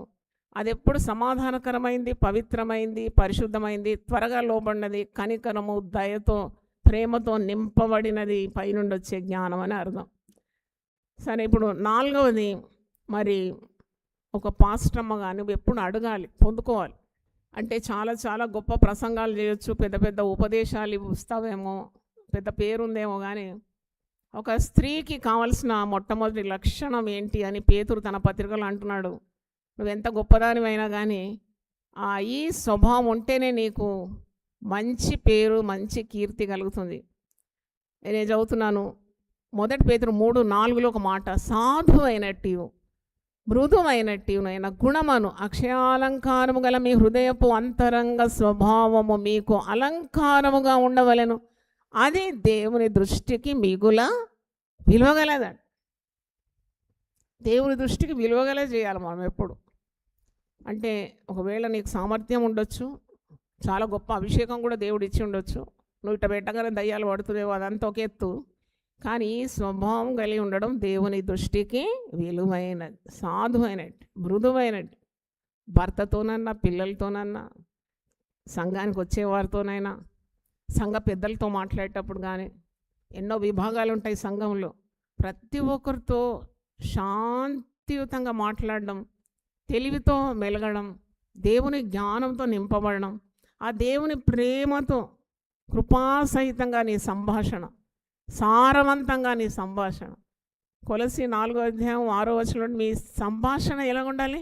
సారవంతమైనది, ఉప్పు వేసినట్టు ఉండాలి, రుచికరంగా ఉండాలి, ఇతరులకు ప్రయోజనకరంగా ఉండాలి. అలాగూ ఒక పాస్టమ్మ లేకుంటే పాస్టమ్మకు వేరే వేరే బిరుదులు పెడతారు సంఘం. ఏం బిరుదులు పెడతారు మీరే చెప్పండి? ఏం పెడతారు? అబ్బా, ఆమె నోరు తెరిచిందంటే ఇక అంతే సంగతులు. ఆమె ఒక గయ్యాళి అంటారు, ఆమె కలహప్రియురాలు అంటారు, ఆమె విభేదాలు సృష్టిస్తుందంటారు, ఆమె మాట నోట రాగానే తప్పులు పడుతుంది అంటారు. ఇలాంటి చెడ్డ పేర్లు కాదు, మంచి పేరు, సాధువైనట్టు, మృదువైనట్టు, అక్షయాలంకారం ధరించుకొని అది దేవుని దృష్టికి మిగుల విలువగలదు. చాలామంది ఉన్నారండి, అంటే పేరు చెప్పాం కానీ ఎంత హడావుడి, ఎంత ఇది, అది ఇది అది అంటే ఎవరు లెక్క పెట్టాడు వాళ్ళ. బంగారంకున్న విలువ బంగారం, ఆ బంగారం లాంటి స్వభావం కావాలి. పేతురు యోహాన్లు ఏమంటారు? వెండి బంగారం మా దగ్గర లేదు, కానీ మాకు అంతకంటే విలువైంది ఏమున్నది? యేసునామం ఉన్నది. ఆ యేసునామంలో నువ్వు లేచి నడు అని, లేచి నడిచేసి అది ఉన్నది పాస్టమ్మల దగ్గర. దేవుని స్తోత్రం. ఒకవేళ వేసుకోవడానికి బంగారం లేదు అన్న బాధపడే అవసరం లేదు. వేల కొలది వెండి బంగారం నాణముల కంటే నేను ఇచ్చిన ధర్మశాస్త్రము గొప్పది. హల్లెలూయా. అందుకే మోషే లక్షలాది జనాన్ని నడిపించినాడండి, కానీ గుణం భూజనులందరిలో సాత్వికుడు. హల్లెలూయా. భూజనులందరిలో సాత్వికుడు, ఇల్లంతటిలో నమ్మకమైన వాడు. మోషే లాంటి నాయకుడు ఎక్కడున్నాడు? దేవుని చేత ఏర్పాటైన వాడు. మళ్ళీ చూస్తే పెద్ద క్వాలిఫికేషన్ అంటే సకల విద్యలందు ప్రావీణ్యత పొందినవాడే, కానీ మనకున్న వాక్శక్తి కూడా లేదు. నోటి మాధ్యం గలవాడు, నత్తి మాట్లాడేది. అయినా దేవుడు అట్టి నతివాన్ని కూడా గొప్ప నాయకునిగా చేసినాడు. చప్పట్లు కొట్టి దేవుని స్తోత్రం. హల్లెలూయా. అందుకే కొండ మీద ప్రసంగంలో యేసుప్రభువు అంటాడు, మత్తయి 5:5 సాత్వికులు ధన్యులు, వారు భూలోకమును స్వతంత్రించుకుంటారు. పాస్టములు ఎప్పుడు కలహించదు, ఎప్పుడు నోరు అదుపులో పెట్టుకోవాలి. That brings great beauty to you. సంఘస్థులతో వాదించదు ఎప్పుడు. భర్త కాపరి ఎంత కష్టపడితే వాళ్ళు ఒక్కొక్కరు సంఘానికి చేర్చబడుతున్నారు. నీ నోరు సరిగా లేకుంటే ఒక్కొక్కరు వచ్చినట్టే తిరిగిపోతారు. చిల్లుబడిన సంచిలో గోధుమలు వేసినట్టు ఉంటాయి, వేస్తూనే ఉంటావు, పోతూనే ఉంటారు. పాస్టర్మలు అందుకే జాగ్రత్తగా ఉండాలి. చాలామంది పాస్టర్లు పాస్టర్మలతో విసిగిపోతారు, ఏం చేయాలో తెలియదు వీళ్ళని. They become a necessary evil అనమాట. ఈ పాస్టర్మ అవసరము, కానీ మహా కలహప్రియురాలు. ఎంత వివేచన ఉండాలంటే ఒక పాస్టర్మకు నేను చెప్తాను వినండి. నాకు ఒక పాస్టర్మ తెలుసు, అంటే ఆమె తెలివి లేదు, ఏం చేద్దాం. ఏదో ఒక గొడవ సంఘంలో కాగానే వెంటనే ఫోన్ చేస్తుంది, వెంటనే అదేమైంది, ఇదేమైంది, వాళ్ళెవరి పార్టీ, వీళ్ళు. నీకెందుకమ్మా? ఎవని మనస్సు నీ మీద ఆనుకొని ఉండునో పూర్ణ శాంతి కలవానిగా చేస్తానని వాగ్దానం ఇచ్చినాడు కదా యెషయా 26:3. గమ్మున నువ్వు అన్ని విషయాల కొరకు బుక్లో రాసుకొని పేర్లు రాసుకొని వారి కొరకు విజ్ఞాపన చేస్తే ఆయన సమాధానం కలగజేసిన శిక్ష విధింపగలవాడు ఎవడున్నాడు? నీ సంఘంలో సమాధానం రావాలంటే నువ్వు ప్రార్థనకు ఉపక్రమించాలి. ఒక రోజు ఉపవాసం ఉండి ప్రార్థన చేయాలి. కానీ ఫోన్ల మీద ఫోన్లు దాదాపు ఒక 1000 మంది ఉండే ఆ సంఘంలో. ఇప్పుడు వచ్చి ఆఖరికి 100 మంది కూడా లేరండి. ఆ వినాశనానికి కారణం ఎవరు తెలుసా? ఆ పాస్టమ్మనే కారణం. మరి ఆ సాత్వికమైన స్వభావం కొరకు నువ్వు అడిగి పొందుకోవాలి. మళ్ళీ ఇంకోటి, సత్క్రియలు చేస్తూ ఉండాలి పాస్టమ్మ. సత్క్రియలు అంటే గుడ్ వర్క్స్. తీతుకు రాసిన పత్రిక 2వ అధ్యాయం 7వ వచనంలో సత్క్రియలను ఆసక్తి గల ప్రజలను ఆయన ఏర్పరచుకున్నాడంట రక్షణనిచ్చి. అందుకొరకే పిలుచుకున్నాడంట. సత్క్రియలందు ఆసక్తి గల ఒక ప్రజలు కావాలని. అంటే రక్షణతోనే నీ జీవితం అంతం కాదు. That's not the close of the chapter, it's the beginning of your life. అంటే ఒక రక్షింపబడిన స్త్రీగా, ఒక భార్యగా, ఒక పాస్టమ్మగా, ఒక సంఘానికి మొట్టమొదటి ఫస్ట్ లేడీగా మంచి పనులు చేయడం అది దేవునికి చాలా ఇష్టం. అంటే అలాగూ నీవు అందరికీ మాదిరికరమైన దేవుని పాత్రగా ఎంచబడతావు. ఒకసారి తీతు పత్రిక తీయండి. తీతుకు రాసిన పత్రిక 2వ అధ్యాయము 14వ వచనంలో ఉన్నది. 2వ అధ్యాయం 7వ వచనంలో కూడా ఉంది. పరపక్షమందుండువాడు మనల్ని గూర్చి చెడు మాట ఏదియో చెప్పనేరక సిగ్గుపడినట్లు అన్నిటి అందు నిన్ను నీవే సత్కార్యముల విషయమై మాదిరిగా కనపరుచుకోను. నువ్వు ఎంత మంచి పనులు చేయాలంటే, ఎంత సత్క్రియలు చేయాలంటే, ఎంత దేవుని చిత్తాన్ని నెరవేర్చాలంటే నువ్వు చేస్తూనే ఉండాలి. ఎవరి గుర్తింపు, ఎవరి ప్రశంస కోరకుండా చేయాలి. ప్రభు మెచ్చుకున్నవాడు ధన్యుడు. ప్రభు నిన్ను చూస్తున్నట్టే పనిచేయాలి. అప్పుడు నీ మీద ఎవడైనా కొండెములు చెప్పడం కానీ, లేని మాటలు సృష్టించడం కానీ, మరి నిన్ను తక్కువగా అంచనా వేయడం కానీ, నీ మీద చెడు వార్తలు ప్రకటించడానికి సిద్ధపడినా నీ మంచి పనులను బట్టి వాడు సిగ్గుపడతాడట. అదే కదా ఈ మాట, పరపక్షమందుండు వాడు మనల్ని గూర్చి చెడు మాటలు ఏదియో చెప్పనేరక సిగ్గుపడినట్లు అన్నిటి యందు నిన్ను నీవే సత్కార్యముల విషయమై మాదిరిగా కనపరుచుకోను. బి ఎన్ ఎగ్జాంపులరీ ఉమెన్. ఎవడేం చెప్పినా లోకం నమ్మనట్టు బతకాల. హల్లెలూయా. జాయ్ సిస్టర్ ఎట్లా బ్రతకాలంటే పరిశుద్ధంగా ఉండాలి. 100 మంది చెప్పినా లేదామె చెడ్డదన్న లోకం నమ్మకూడదు. అట్లా ఉండాల. నేనేం ప్రార్థన చేస్తానంటే ఏసయ్య రావాలని చాలామంది హడావుడి చేస్తారు కదా. నేను చెప్పినాను సంఘంలో, ఏసయ్య వచ్చినాడంటే మీకు జాయ్ సిస్టర్ కనబడండి, అదే గుర్తు. ఏసయ్య వచ్చినాడు, జాయమ్మ తీసుకొని పోయినాడు అంతే. అంటే అంత ధైర్యం ఉండాలి నీకు. ఎప్పుడు వస్తాడు కాదు, ఎలా బ్రతుకు. ఏసే వస్తే ఫస్ట్ ఫ్లైట్లో నువ్వు వెళ్ళిపోయినావు అన్నమాట. నువ్వు లేవు, సంఘంలో కనబడతలేవు అంటే ఏసై వచ్చిపోయినాడు అని చెప్పాలా. అలా ఉండాలి జీవితం. నువ్వు విడవడినావు, జాయమైపోయింది. అలాగే ఒక్కొక్కరు చెప్పాలంటున్నాను నేను. అంత పవిత్రంగా పరిశుద్ధంగా జీవించాలి. అది సాధ్యమా అసాధ్యమా? అది దేవునికి సమస్తము. నువ్వు అడిగితే పొందుకుంటావు. నువ్వు ఏది అడిగితే ఇస్తాడు. నువ్వు బనారస్ చీర అంటే ఇస్తాడు. పరిశుద్ధ జీవితం నాకు కావాలంటే కూడా ఇస్తాడు. నాకు ఒక ఇల్లు కావాలి, డూప్లెక్స్ ఇల్లు అంటే ఇస్తాడు. నాకు పరిశుద్ధాత్మ శక్తి కావాలంటే కూడా ఇస్తాడు. నువ్వు ఎంచుకో ఏది కావాలన్నా. నీకు పరిశుద్ధాత్మ శక్తి అభిషేకం పొందుకున్నావంటే ఎవరైనా గొప్పవారు 10 అంతస్తుల బిల్లం నీ పేరు మీద ఇచ్చేస్తారు. ఏది లాభం? పరిశుద్ధాత్మ శక్తి. Very good. చప్పలు కొట్టి దేవుని స్తుతిద్దాం. హల్లెలూయా. డబ్బు గురించి ఎక్కువ బాధపడొద్దు మీరు పాస్టర్ వాళ్ళు. లేదు అని మీ ఆయనతో అవ్వద్దు. అన్నీ ఉన్నాయా? పైగా ఉన్నవాడు ఉన్నాడు మనతోటి. ఆయన మనతోనే ఉన్నాడు. ఎక్కడ రాజు ఉంటాడో అక్కడ ఏముంటుంది? రాజ్యం ఉంటుంది. ఆయనవన్నీ కూడా మనమే. మేము అలా టెన్షన్ పడొద్దు అనాల. మనం వెలుగుమయమైన మాటలు మాట్లాడాలి. లోకమునకు మనము వెలుగై ఉన్నాం. పాస్టర్ నీ భర్త, ఆ పాస్టర్కు కూడా నీవు వెలుగుబాటనే చూపెట్టాలి. నీ నోటి నుండి వెలుగే రావాలి. ఏం పర్వాలేదు, మనం అడ్జస్ట్ చేసుకుందాం, నువ్వేం టెన్షన్ పడకు అంటే నీ విశ్వాసం అంతా దేవుని మీద ఉన్నదని అర్థం. నీ విశ్వాసాన్ని ఎప్పుడు కూడా దేవుడు వమ్ము చేయడు. తర్వాత డబ్బు విషయం ఆలోచించొద్దని చెప్పిన నేను. ఎందుకంటే దేవుని 1000 నామాలు రాసినాను నేను. మీకు తెలుసు, పుస్తకాలు మీ చేతిలో ఉంటాయి. దాంట్లో ఒక నామం ఉంది, శ్రీమంతుడు.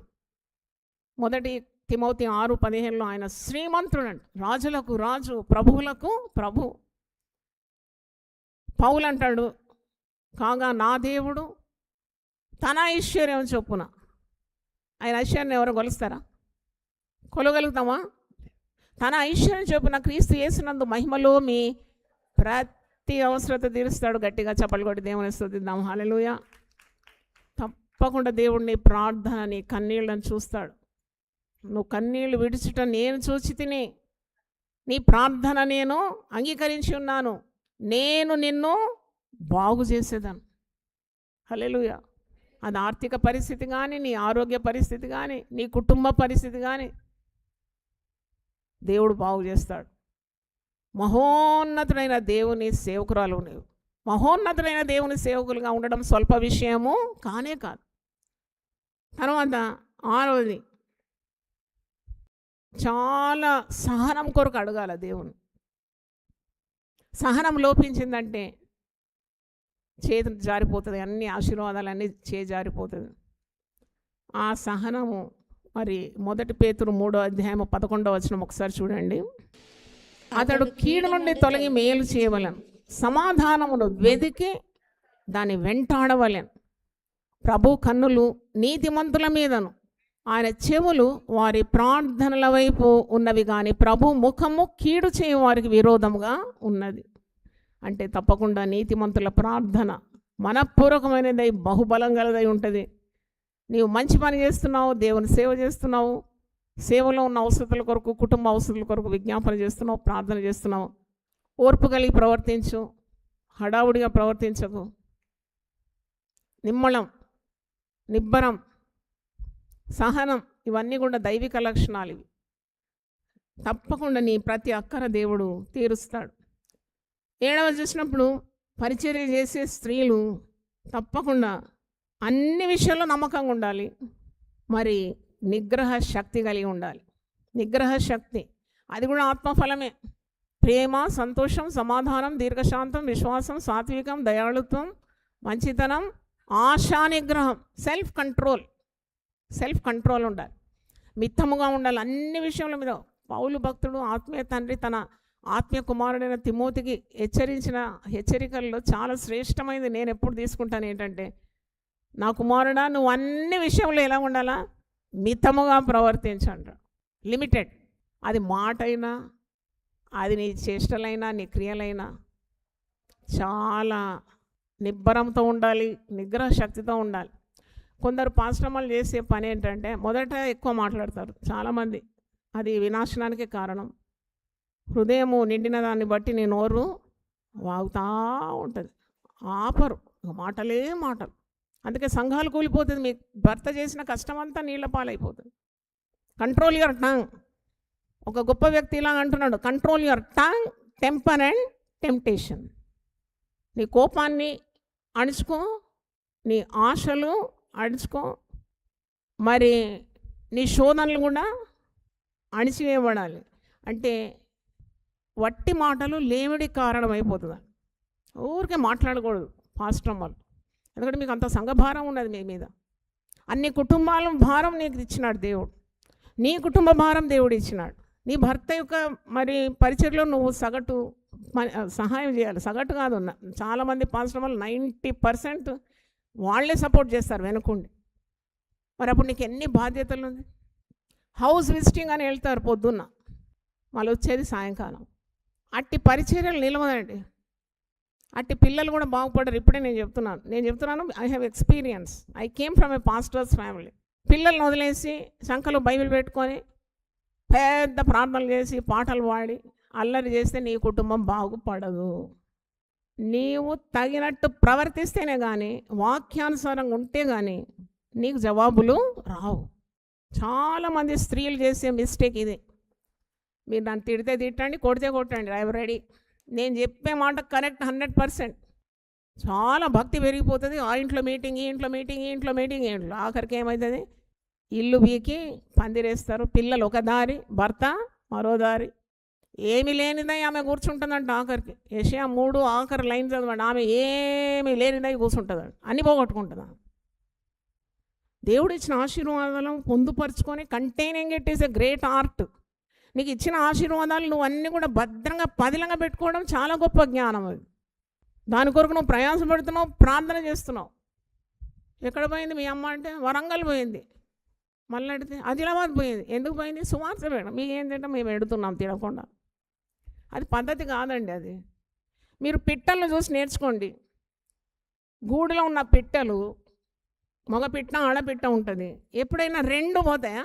గుడ్లు వదిలేసి, పిల్లల్ని వదిలేసి 2 పిట్టలు ఎగిరిపోతాయా? మగ పిట్ట ఆడపిట్ట పోతే అది వచ్చి వేరే పక్షి, క్రూర పక్షి లేకపోతే సర్పం ఏదొచ్చి గుడ్లు తినేస్తుంది, లేకపోతే పిల్లల్ని తినేస్తుంది. ఒకటి కావాలి ఉంటుంది. చిన్న పిట్ట అండి, ఎంత తెలివండి ఇది. ఒకటి కావాలి ఉంటుంది గుడ్ల దగ్గర, పిల్లల దగ్గర. ఒకటి పోతుంది, పురుగులు ఏరుకొని వస్తుంది, పిల్లలు తినిపిస్తుంది. అది ఇంట్లో ఉన్నప్పుడు ఈ ఆడపిట్ట పోతుంది, ఆడపిట్ట ఉన్నప్పుడు మగపిట్ట పోతుంది. బుద్ధి లేదు మరి. పిట్టలు చూసి నేర్చుకోండి. ఇద్దరు పోతారంట బైబిల్ పట్టుకొని, సంకలు పట్టుకొని. పిల్లల్ని వదిలేసి, ఆడపిల్లలను, యంగ్ పిల్లల్ని వదిలేసి. ఒక పాస్టమ్మ వచ్చి కన్నీళ్ళు గార్చి ఏడ్చి గుండె కొట్టుకుంటుంది. ఏమైందంటే ఆమె అవుట్ ఆఫ్ స్టేషన్ పోయిందంట.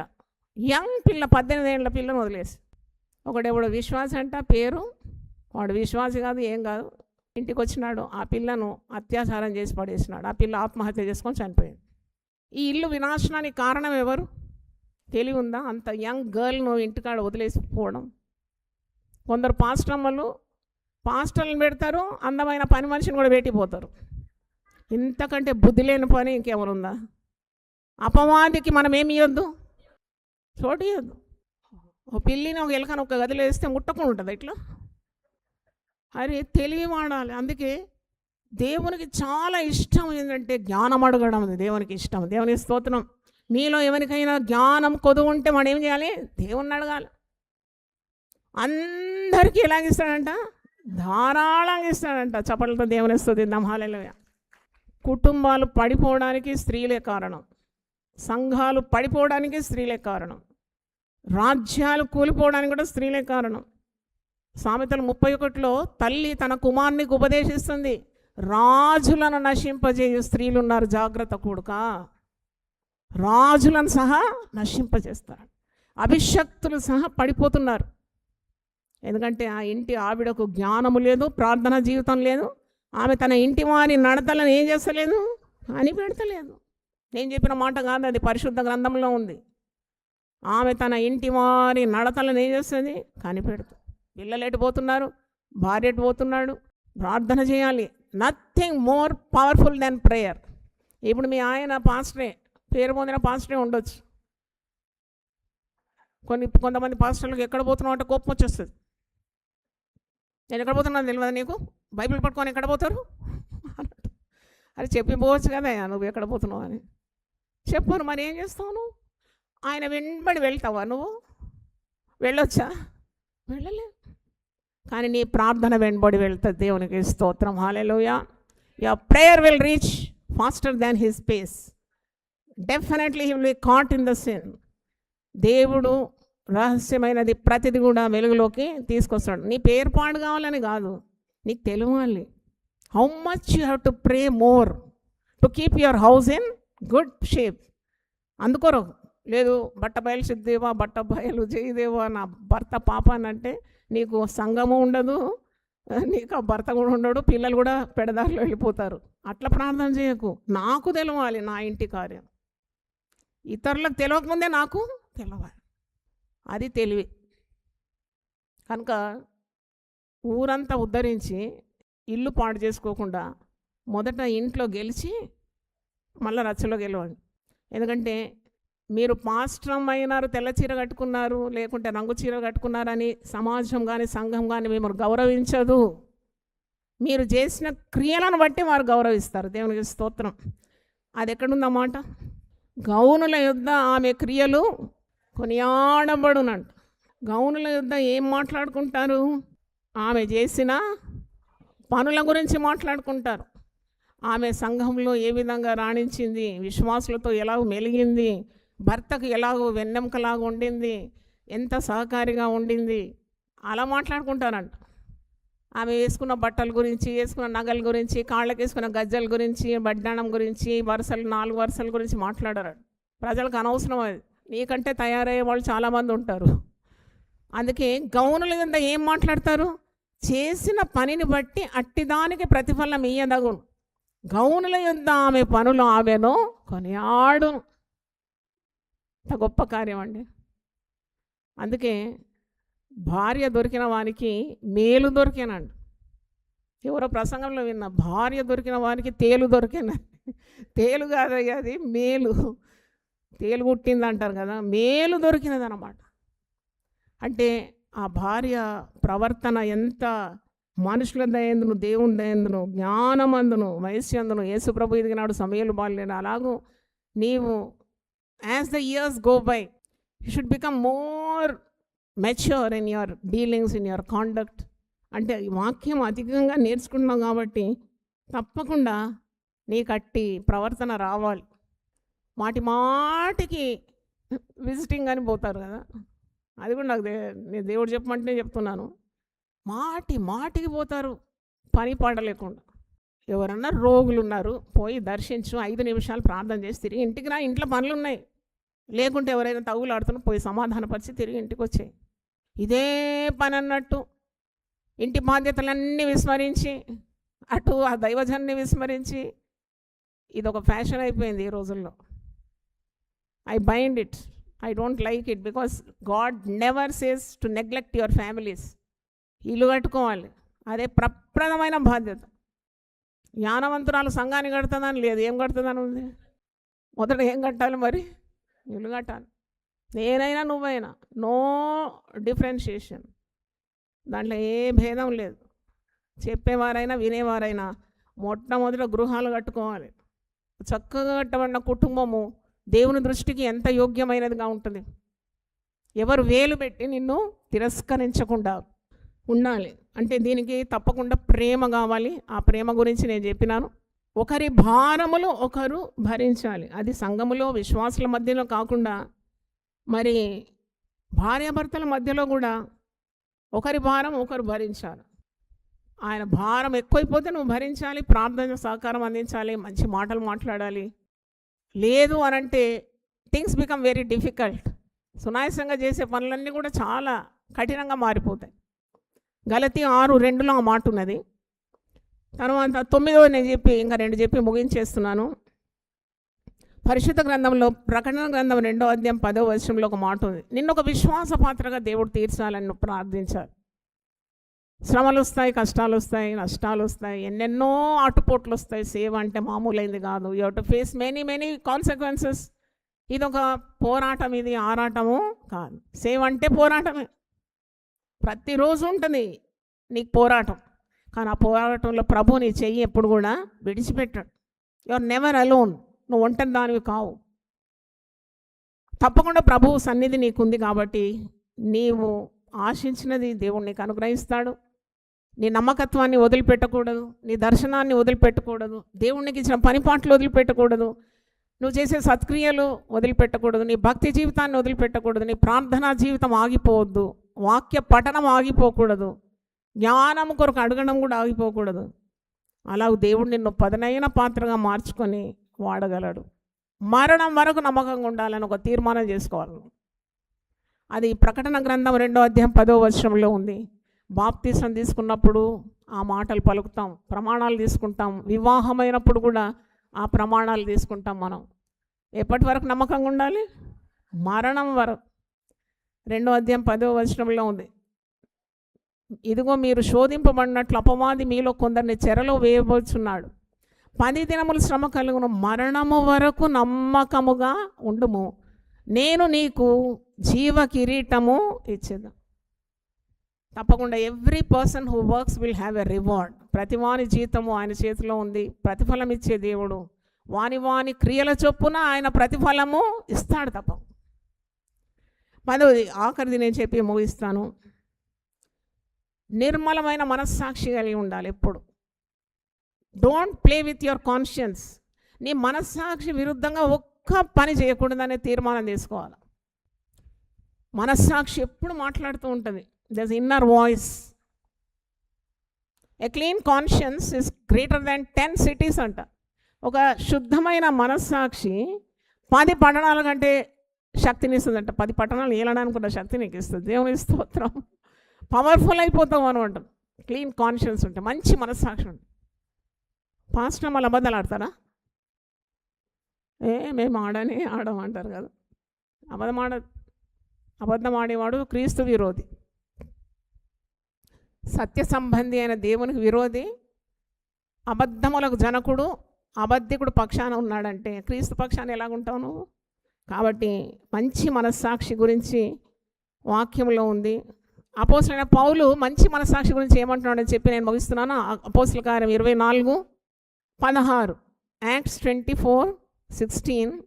ఈ విధమున నేనును దేవుని ఎడలను మనుషుల ఎడలను ఎల్లప్పుడూ నా మనస్సాక్షి నిర్దోషమైనదిగా ఉండునట్లు అభ్యాసము చేసుకొనిచున్నాను. ఇంత మంచి మాట అండర్లైన్ చేసుకోవాలి మీరు. ఇంత మంచి మాట పౌలు అంటున్నాడు. అపోస్తలుడైన పౌలు అంత గొప్ప పరిచర్య చేసి ఈ మాట అంటున్నాడు. ఈ విధమున నేనును దేవుని ఎడలను మనుషుల ఎడలను ఎల్లప్పుడూ నా మనస్సాక్షి నిర్దోషమైనదిగా ఉండినట్లు అభ్యాసము చేసుకొనిచున్నాను. దేవుని స్తోత్రం. 10 కార్యాలు చెప్పినాను. ప్రార్థన చేసి ముగిస్తాను.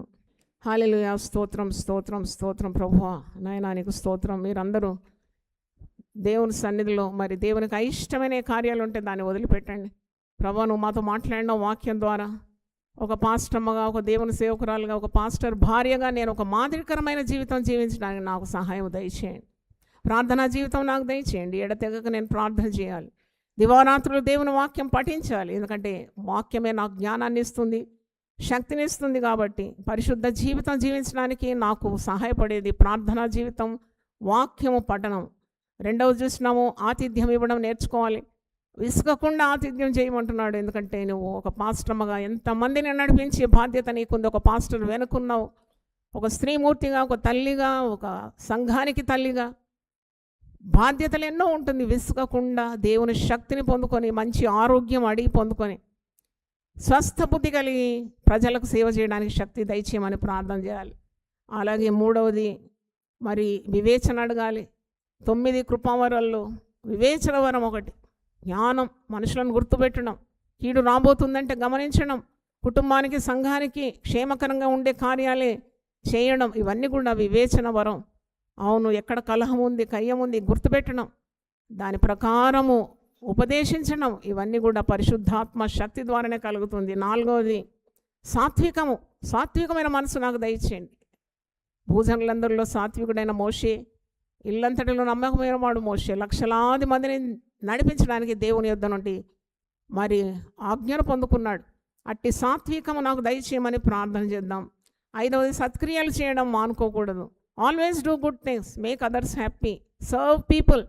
సత్క్రియలందు ఆసక్తి కలిగిన ఒక వ్యక్తిగా నన్ను మార్చమని ప్రార్థన చేయాలి. అలాగే 6వది ఓర్పు కావాలని అడగాలి. దేవా give me lot of patience. Patience లేకుంటే ప్రభువా నేను ఇంటిలో సమాధానం, సంఘంలో సమాధానము, నా పిల్లలతో భర్తతో సమాధానంగా నేను ఉండలేను, నేను నీ కార్యాలు చేయలేను. కాబట్టి అలాంటి ఓర్పు నాకు దయచేయమని, అట్టి సహనము నాకు దయచేయమని, నీవు నా ప్రార్థనలకు జవాబిచ్చేంత వరకు నేను సహనంతో కనిపెట్టే ఆ లక్షణము నాకు దయచేయమని ప్రార్థన చేయాలి. 7వది నిగ్రహశక్తి కావాలి. అవును, అది కూడా ఆత్మఫలమే. అన్నిటిలో సెల్ఫ్ కంట్రోల్ కావాలని మరి ప్రార్థన చేయాలి. ఒక మాదిరికరమైన సేవకురాలుగాను ఉండాలండి. లోకాశలు, నేత్రాశ, జీవపు డంబము, శరీర ఇచ్చలు, ఇవన్నిటికీ దూరంగా ఉండాలి. వీటన్నిటి మీద విజయం అనుగ్రహిస్తాడు ప్రభు, మనకు అనుగ్రహిస్తాడు. ప్రభు ద్వారా గొప్ప విజయం సాధించాలి. ఎక్కడ కూడా నువ్వు కృంగిపోవడం, లొంగిపోవడం, పడిపోవడం, జారిపోవడం ఉండకూడదు. దేవుని వాక్యం నీ హృదయంలో నిండుగా ఉంటే నీ అడుగులు ఎప్పుడు కూడా జారవు. దేవుడు నిన్ను కాపాడగలడు. అలాగే 8వది చూసినాము, ప్రభువా నా హృదయము దైవికమైన ప్రేమతో నింపమని ప్రార్థించాలి. రోమీలకు రాసిన పత్రిక 5:5లో పరిశుద్ధాత్మ ద్వారా వారి హృదయంలో దేవుని ప్రేమ కుమ్మరింపబడిందని వాక్యంలో మనం చూస్తున్నాం. ప్రేమ లేకుంటే పరిచర్య లేదు, ప్రేమ లేకుంటే నువ్వు పని చేయలేవు, ప్రేమ లేకుంటే దైవ కార్యాల్లో పాలు పొందలేవు, ప్రేమ లేకుంటే నీ భర్తకు సహకారిగా ఉండలేవు, నీ సంఘాన్ని విశ్వాసాలను నడిపించలేవు, సేవ చేయలేవు. ప్రేమ కావాలి ప్రభువా. సిలువలో నువ్వు చూపిన ఆ ప్రేమ, ఆ త్యాగం, ఆ సమర్పణ నాకు దయచేయమని నువ్వు వేళ ప్రార్థన చేయాలి. 9వది నమ్మకత్వం. నమ్మకమైన వానికి దీవెనలు మెండని వాక్యంలో ఉంది. దేవ మరణం వరకు నేను నమ్మకంగా ఉండాలి. 1 సంవత్సరం 2 సంవత్సరాలు, కొన్ని సంవత్సరాలు కాదు, ముసలితనమందు కూడా నేను నమ్మకంగా ఉండాలి. ముసలితనమందు కూడా నేను సారం కలిగి పచ్చగా ఉండాలి. ఇంకా చిగురించాలి, ఇంకా నేను వృద్ధి పొందాలి, ఇంకా అనేక ఆత్మలను నీ తట్టు నేను నడిపించాలి. ఆ నమ్మకమైన పనిదానిగా నన్ను నియమించు నాయన. నువ్వు నన్ను నమ్మినావు, దర్శనం ఇచ్చినావు, వనరులు ఇచ్చినావు, సదుపాయాలు ఇచ్చినావు, కుటుంబ సభ్యులను ఇచ్చినావు, సంఘాన్ని ఇచ్చినావు, విశ్వాసుల గుంపునిచ్చినావు. ఇవన్నీ నీ దానములై ఉంది నాయన. నేను తెచ్చింది ఏమీ లేదు, నేను పొందుకున్నవే ఉన్నవి. కాబట్టి నేను వాటన్నిటినీ నీ రాజ్య వ్యాప్తి కొరకు వాడడానికి, నాకు ఇచ్చిన పని ఏ శక్తి వంచన లేకుండా చేయడానికి నాకు శక్తిని దయచేయండి. ఆత్మను కుమ్మరించండి. ఊపిరిపోయేంత వరకు నీ సేవ చేయడానికి నాకు తీర్మానం దయచేయండి. గట్టి ధైర్యము, గట్టి నమ్మకం దయచేయండి. ఆయన నీకు స్తోత్రం. మంచి పోరాటం నేను పోరాడాలి, నా విశ్వాసాన్ని నేను కాపాడుకోవాలి, నా పరుగును నేను కడముట్టించాలి. ఇదిగో నా కొరకు దాచించిన నీతి కిరీటం నేను పొందుకోవాలి. అలాంటి గొప్ప ఆశ ప్రతి ఒక్కరికి దయచేయండి. నామకార్థంగా దేవుని సేవ కాదు, మంచి మనసాక్షితో. 10వది మంచి మనసాక్షితో నేను మెలగాలి. Give me a clear conscience lord, A transparent life. నాయనా స్ఫటికమైన జీవితం నాకు దయచేయండి. దాగుడు మూతలు ఆడకూడదు, రహస్య పాపం నేను చేయకూడదు, దేవుని కనుకప్పలేను, భర్త కనుకప్పలేను, రహస్యమైంది ఏది కూడా మరుగుపరచబడలేదు. తప్పకుండా వెలుగులోకి అన్నీ వస్తుంది. కాబట్టి దైవ భయం నాకు దయచేయండి. నా స్థాయిని నేను గౌరవించడానికి కృప దయచేయండి. స్థాయికి తగినట్లు ప్రవర్తించడానికి సహాయం దయచేయండి. మంచి మనస్సాక్షి నాకు దయచేయండి. అనేకుల నీతి మార్గంలో నడిపించే సాధనంగా నన్ను వాడుకోమని అందరం ప్రార్థన చేద్దాం. దేవునికి స్తోత్రం. హల్లెలూయా. నాయనా నీకు స్తోత్రం. నీవు తప్పకుండా ప్రతి హృదయంతో మాట్లాడినావని, వివిధ మాధ్యమాల గుండా దేవుని వాక్యం భూమి దిగంతంలోకి వెళ్ళిపోయింది. నాయన దేవుని సేవ చేసే స్త్రీలారా దేవుని మాట వినండి. అవును ప్రభా, నువ్వు మాట్లాడినావు, మేము విన్నాం. ఆ విన్నుట వలనే మాకు విశ్వాసం వచ్చింది. ఆ విశ్వాసం ద్వారా మేము ముందడుగులు వేస్తూ గొప్ప ఆత్మల పంట కొరకు ప్రయాసపడడానికి కృప దయచేయండి. నిర్మలమైన మనస్సు మాకు దయచేయండి. మా తల మీద నీ హస్తం ఉంచి మమ్మల్ని దీవించండి. నాయన ప్రతి సేవకురాల మీద నీ హస్తం ఉంచండి. వారి భర్తలను, పాస్టర్లను దీవించండి, వారి కుటుంబాలను దీవించండి, వారి సేవా పరిచర్యను విస్తారంగా దీవించండి. నాయన కొద్దిగా విత్తువాడు కొద్దిగా పంట కోస్తాడు, విస్తారంగా విత్తువాడు విస్తారమైన పంట కోస్తాడని వాక్యంలో ఉంది.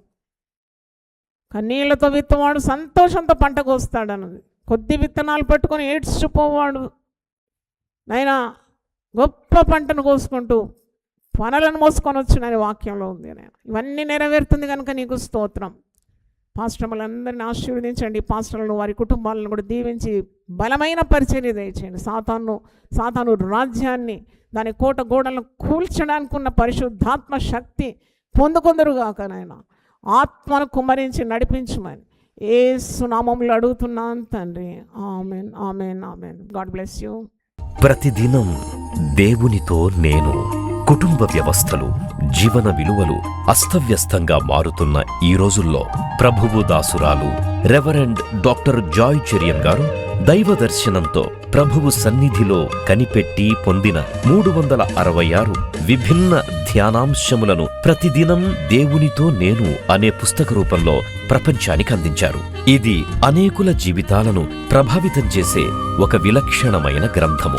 పరిశుద్ధాత్మ దేవుడు ఈ పుస్తకమును పఠించే ప్రతి ఒక్కరిని స్పృశించి శక్తితో నింపునుగాక. ఈ పుస్తకాలిప్పుడు అందరికీ అందుబాటులో ఉన్నాయి.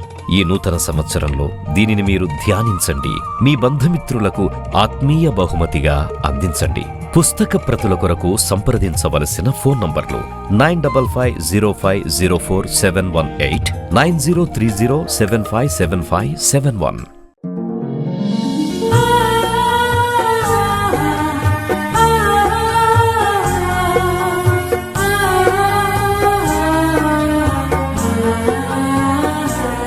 నీ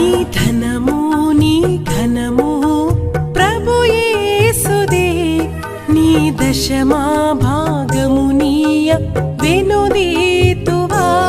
నీ ధనము నీ ఘనము ప్రభు యేసుదే, నీ దశమా భాగమునీయ వెనుదీతువా. ధరలోన ధనధాన్యములనీయగా కరుణించి కాపాడి రక్షింపగా. ధరలోన ధనధాన్యములనీయగా కరుణించి కాపాడి రక్షింపగా. పరలోకనాదుండు నీకీయగా మరి యేసు కొరకీయ వెనుదీతువా. పరలోకనాథుండు నీకీయగా మరి యేసు కొరకీయ వెనుదీతువా. నీ ధనము నీ ఘనము ప్రభు యేసుదే, నీ దశమా భాగమునీయ వెనుదీతువా. పాడి పంటలు ప్రభువు నీకీయగా కూడు గుట్టలు నీకు దయచేయగా. పాడి పంటలు ప్రభు నీకీయగా కూడు గుట్టలు నీకు దయచేయగా. వీడంగ ప్రభు యేసు నామంబును గడువేల ప్రభుకీయను క్రైస్తవా. వేడంగ ప్రభు యేసు నామంబును గడువేల ప్రభుకీయను క్రైస్తవా. నీ ధనము నీ ఘనము ప్రభు యేసుదే,